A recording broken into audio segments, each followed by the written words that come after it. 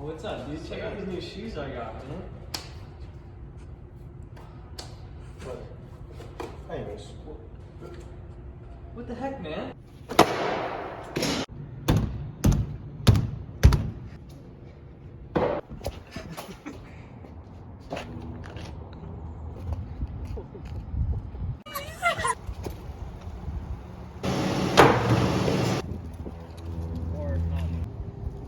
There it is!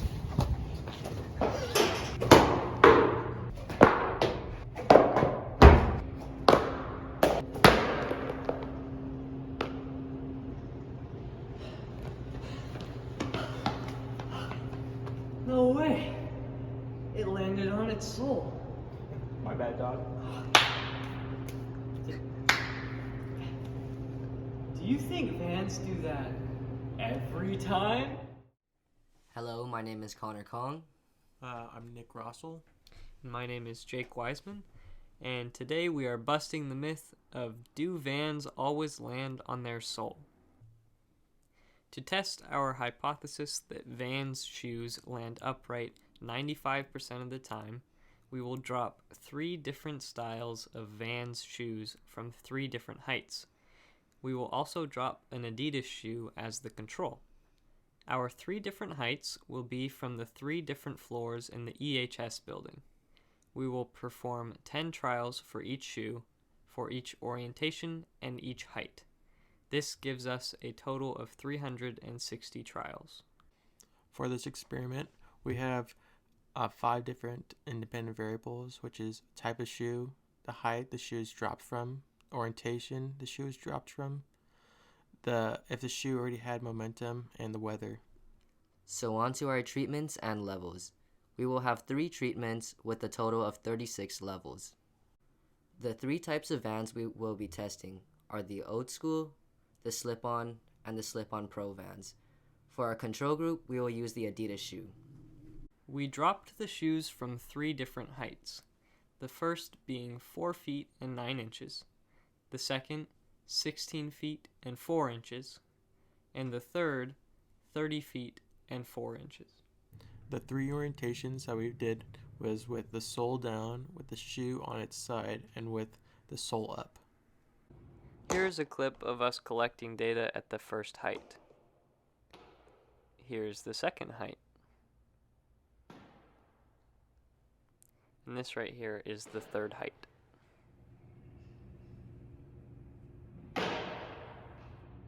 Onto the analysis of our data. For the key to our data, yes meant that the shoe landed right side up, no meant that it did not land right side up, orientation 1 meant that the sole was face down, parallel to the floor. For orientation 2, the sole was perpendicular to the floor. And for orientation 3, the sole was faced upward, parallel to the floor. Here we have a visual representation of the data we collected during our shoe drop.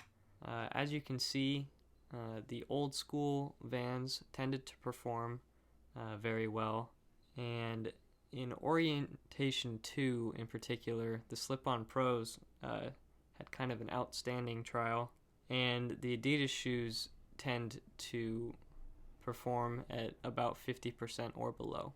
At height 2, our results were generally the same, with the Old School performing very well. We did have a bit of a fluke trial in orientation 1, where the Slip-On Pro performed much below its average, and we think this was just random error. At height 3, the trends continue to be about the same, with the Old School performing the best. The Slip-On Pros are back to their normal performance, and everything else seems to be about where it was originally. The 2 tables here that we show are the average yes by height and the average yes by orientation. The Old Schools had about a 90% yes rate for landing on their soles. The other 2 Vans had about a 75% yes rate, and with our control being the Adidas had a 50%. Our other 2 tables are showing the average standard deviation by height and the average standard deviation by orientation, with the Old Schools having the lowest of a 1.1 deviation from 0. The Slip-Ons and the Slip-Ons Pro averaging about a 2.5, and the Adidas having a standard deviation of about a 5. This is a graph of the average times the shoe lands versus the height that it was dropped at. And as we can see, the Old Skool continues to have the highest performance in this category. It generally sits around the 90% range. And then the slip-ons and the slip-on Pro shoes tend to hang out in the 75% to 85% range. And here we can see this kind of outlier in our data with the slip-on Pro at height 2, which that was a bit odd.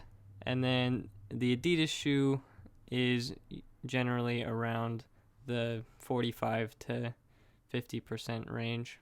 This is a graph of the average times the shoe lands versus its orientation when it was dropped. And as we can see, the trends are generally still the same, but we no longer have the outlier of the slip-on Pro.